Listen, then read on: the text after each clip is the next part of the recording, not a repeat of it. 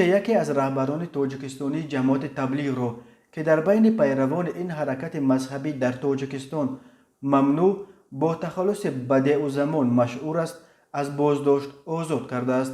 یکی از نفران نزدیک به بدیعالزمان به شرط ذکر نکردن نامش به پایگاه خبری بامداد خبر داد که مقامات ترکیه او را روز 3 می از بازداشتگاه پندک شهر استانبول آزاد کردند و بدیعالزمان فعلا در نزد اهل خانواده‌اش قرار دارد.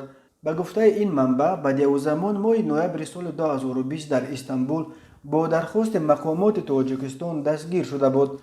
او افزود که پیشوای تبلیغی های تاجیک چند سال پیش هم در ترکیه دستگیر شده بود، ولی ترکیه آن دفعه نیز از استرداد او به دوشنبه خودداری کرده بود. تا کنون مقامات تاجیکستان در ترکیه بازداشت و اینک آزاد شدن رهبر تاجیکستانی جماعت تبلیغ و آیا در جستجو قرار داشتن یا نداشتن او رسما شرح ندادند. به سامانه بامداد میسر نشد که نام اصلی بدیعالزمان را معلوم کند. پیروانش او را با همین تخلص نام میگیرند و میگویند به دلایل امنیتی در میان آنها پرسیدن نام اصلی پیروان جماعت تبلیغ امر چندان مقبول دانسته نمی شود. جماعت تبلیغ یک رویه مذهبی است که از سال 2006 با حکم دادگاه عالی تاجیکستان فعالیتش در حدود این کشور ممنوع اعلام شده است.